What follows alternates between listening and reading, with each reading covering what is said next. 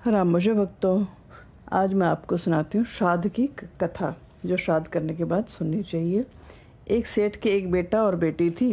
बेटे के नाम धोंदो और बेटी का नाम धोंदी था। उनके माँ बाप का श्राद्ध आया तब बेटे ने अपनी पत्नी से कहा, मैं तो श्राद्ध करने गया जी जा रहा हूँ, तो मेरी बहन को 16 दिन तक रोज़ बुलाकर खाना खिला देना। पत्नी ने कहा, हाँ जी, आप बेफिक्र होकर जाइए, श्राद्ध करवा के आइए और मैं रोज़ आपकी बहन को बुलाकर भली भांति खाना खिला दूंगी। सेठ का बेटा गया श्राद्ध करवाने, और वह अपनी पत्नी के स्वभाव को तो जानता था, लेकिन अब उसे तो जाना था, वो कर भी क्या सकता था। उसने तो सिर्फ अपनी पत्नी को समझाया था। और उसके बाद धोंदू की पत्नी जो है रोज़ ननद को बुलाकर सारे घर का काम काज करवाती और फिर रोटी खिला देती। जिस दिन श्राद्ध था, धोंदू की पत्नी ननद के घर बुलावा देने गई और बोली कि आप सब श्राद्ध पे जीवने आना, जब पेड़ हिले तब आना, जब पत्ते हिले तब मत आना। अब पत्ते तो हिले पर पेड़ हिले नहीं, और सब जीवने भी नहीं जावे। सब लोग बैठे बैठे पेड़ की तरफ देखते रहे कि कब पेड़ हिले और कब हम जीवने जाएं। देखते देखते बच्चों को नींद आ गई। अब बच्चों की माँ ने कहा कि मैं तो भाई के घर काम करने जा रही हूँ, तो आटा गूँथकर हाथ धोऊंगी, तो तुम नाली के मुंह लगाकर पानी पी लेना। बच्चों ने ऐसा ही किया। बच्चों को भूख से व्याकुल देख सेठ की बेटी के आंसू गिरने लगे। जब धोंदो गया जी में श्राद्ध कर रहा था, तो जलांजलि में खून के आंसू गिरने लगे। तब पंडित ने कहा, धोंदो, तेरी बहन बेटी रो रही है।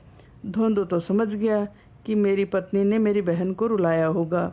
धोंदो ने घर आते ही पत्नी से पूछा, तू मेरी बहन को रोज़ बुलाती थी या नहीं, और श्राद्ध पर बुलाया था कि नहीं?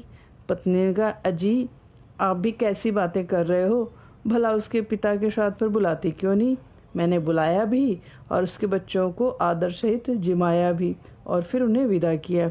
धोंदो उसी वक्त अपनी बहन के घर गया और बहन को पूछा कि बहन, श्राद्ध पर बुलाया था कि नहीं तुम्हारी भाभी ने, और तुम लोगों ने भोजन किया था कि नहीं? धोंदी ने कहा, भैया, भर पेट भोजन किया, बच्चे भी बड़ी खुशी से जीमे, क्योंकि भाभी ने तो निमंत्रण ही ऐसा दिया था कि पेड़ हिले तब आना, पत्ते हिले तब मत आना। अब भैया पेड़ हिला नहीं और हम लोग जीमने नहीं गए। भाई को यह सुनकर बड़ा गुस्सा आया और उसने पत्नी को बहुत डांटा, बहुत फटकारा। पत्नी की तबीयत खराब होने का बहाना बनाकर सो गई। मन ही मन सोचने लगी, ननद को तो इसका सबक सिखा कर रहूँगी। इसके पढ़ाए पंडित ने धोंदो को कहा कि तेरी पत्नी की तबीयत बहुत खराब है, अगर तेरी बहन काला मुंह करके गधे पर बैठकर आए तो ठीक हो सकती है। लेकिन धोंदो नाम का ही धोंदो था, बुद्धिमान था वो। उसने भी एक चाल चली।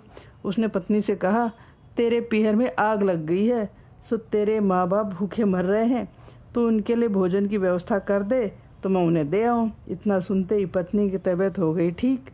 उसने जल्दी से मिठाई, पूड़ी, सब्जी खूब बनाई और गाड़ी भरकर पीहर के लिए रवाना कर दी। ध्यान रखने के लिए अपने पुत्र को साथ भेज दिया कि बेटे, ध्यान रखना, कहीं भोजन की गाड़ी बुआ के यहाँ तो नहीं रुक जाएगी, तू मामा के यहाँ पहुँचाना। बेटा भी माँ की ऐसी हरकतों से परेशान था, सो भोजन की गाड़ी बुआ के घर ही पहुँचा दी।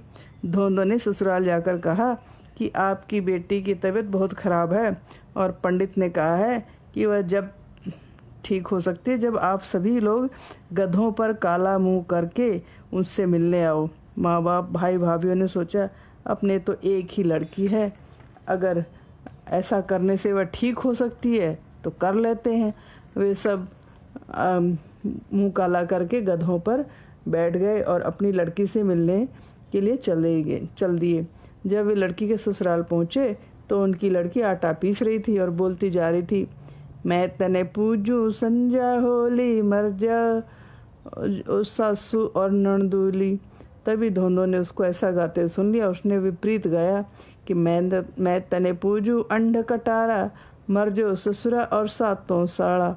आगे फिर कहा, देख मर्द की फेरी, माँ तेरी बहन मेरी।